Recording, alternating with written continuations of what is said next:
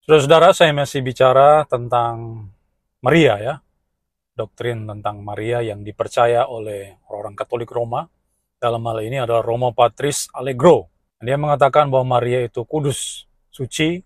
Nah, saudara-saudara sekalian, di dalam kolom komentar YouTube saya, itu ada banyak orang yang memberikan pendapat seperti ini ya. Masa iya juru selamat lahir dari rahim orang berdosa? Atau ada yang mengatakan juga seperti ini. Albert Mampuk, jikalau Maria berdosa, maka secara otomatis Yesus Kristus harus juga berdosa.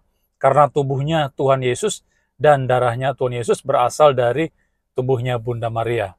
Dan komentar-komentar yang serupa dengan hal itu. Nah, pernyataan itu atau komentar seperti itu adalah sebuah statement yang lucu sekali ya, yang lahir dari orang yang tidak punya logika yang bagus. Mengapa tidak bagus? Bentar saya akan tunjukkan ya. Tapi pandangan saya seperti ini, mengapa Yesus itu kudus? Jawabannya begini. Pertama, Yesus itu kudus karena Yesus dilahirkan oleh seorang perawan yang bernama Maria. Jadi tidak dihasilkan dari hubungan suami istri ya. Kalau mereka itu bersetubuh, maka itu tercemar dosa. Sehingga Matius 1 ayat 18 itu mencatat kelahiran Yesus Kristus adalah seperti berikut. Pada waktu Maria ibunya bertunangan dengan Yusuf, ternyata ia mengandung dari Roh Kudus sebelum mereka hidup sebagai suami istri. Kemudian dalam Matius pasal 1 ayat 23 dikatakan, sesungguhnya anak darah itu akan mengandung dan melahirkan seorang anak laki-laki, dan mereka akan menamakan dia Immanuel, yang berarti Allah menyertai kita. Nah, kata-kata anak darah itu dari kata Yunani parthenos, yang artinya virgin atau perawan. Memang ada polemikus sebelah yang tidak berilmu. Mereka mengatakan bahwa, kata parthenos itu dari kata Ibrani alma katanya. Dan itu bukan perawan. Mestinya kalau kata Ibrani menggunakan kata betulah, baru disebut sebagai perawan. Tetapi itu adalah klaim yang tidak bertanggung jawab, karena ayat 18 di pasal yang sama mencatat mereka itu belum hidup sebagai suami istri. Jadi tidak ada hubungan seksual di antara Maria dan tunangannya Yusuf. Tapi Maria betul-betul adalah seorang perawan. Dan kata alma, walaupun itu dimengerti sebagai orang yang sudah siap nikah, tapi tetap adalah sebagai seorang perawan.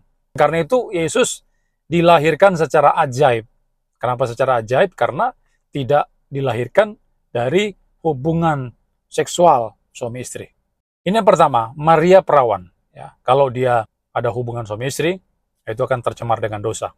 Yang kedua, Maria perawan itu sebetulnya juga belum cukup memuaskan. Kenapa tidak memuaskan? Karena Maria kan punya dosa asal.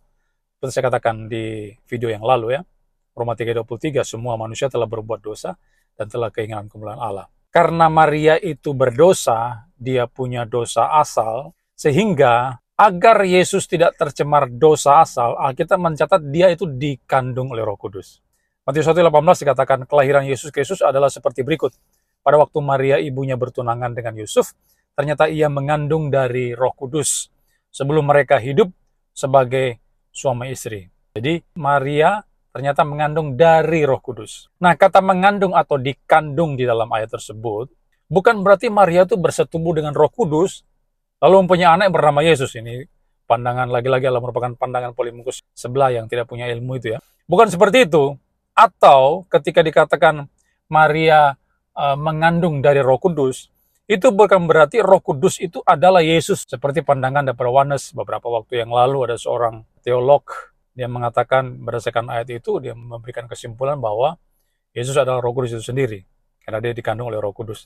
Ini sebuah pandangan yang keliru, itu tidak tepat. Jadi maksudnya apa? Maksudnya Maria mengandung dari Roh Kudus atau Yesus dikandung dari Roh Kudus, itu artinya kuasa Roh Kuduslah yang menyebabkan Yesus terlahir.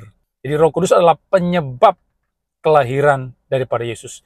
Kuasa daripada Roh Kudus merupakan penyebab terlahirnya Yesus melalui rahim Maria itu. Nah, karena Yesus dikandung dari Roh Kudus, maka Yesus bebas dari dosa asal. Jadi di sini ada peranan Roh Kudus untuk menjaga Yesus agar tetap kudus sejak dari kandungan Maria. Itu sebab anak yang dikandung Maria itu disebut kudus, anak Allah.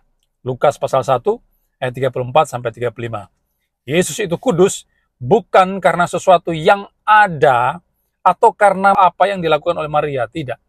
Tetapi kesucian Yesus itu karena kuasa, sekali lagi ya, karena kuasa atau pekerjaan daripada Roh Kudus. Inilah yang menyebabkan Yesus kudus tanpa dosa. Dan itu tidak bergantung pada Maria. Roma 14 harus dengarin ya. Itu tidak bergantung kepada Maria. Oleh apa dan bagaimana si Maria itu? Sama sekali tidak.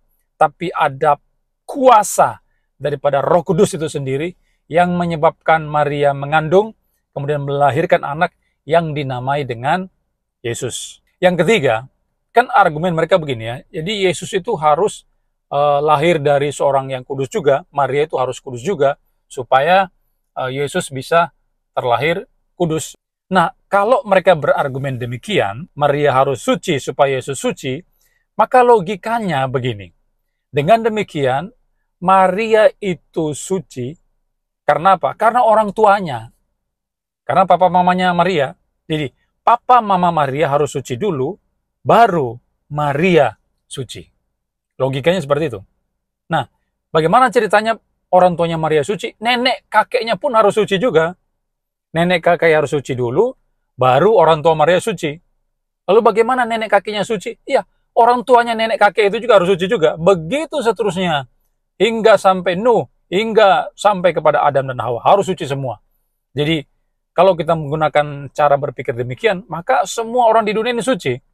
Mulai dari Adam, Hawa, seterusnya, Abraham, Ishak, Yakub, Nuh, neneknya Maria, orang tuanya Maria, suci semua sampai Maria. Apakah demikian? Ini kan kacau balau namanya. Itu sebab saya katakan tadi, orang ini tidak punya logika yang bagus. Ya, hanya memberikan argumen tanpa pikir panjang, apalagi tidak disertai Alkitab, dasar Alkitab. Ya, Mbok ya kalau berargumen sih boleh memberikan sebuah tanggapan, tapi harus disertai dengan data. Datanya itu dari apa? Dari Alkitab, bukan dari magisterium. Bukan dari magisterium, dari Alkitab. Karena kalau kalian mengambil dari magisterium atau dari tradisi, mengharuskan itu untuk dipakai sebagai argumen, itu bisa salah. Saya tidak mengatakan magisterium itu salah semua. Tapi ajaran manusia itu bisa salah. Tradisi bisa salah. Yang nggak bisa salah apa? Alkitab. Itu sebab kalau kalian mau berargumen bahwa Maria harus suci dulu supaya bisa melahirkan Yesus, Mbok ya tunjukkan ayatnya mana. Supaya argumenmu itu mempunyai basis yang kuat, yang valid, yang bisa dipercaya. Itu yang ketiga.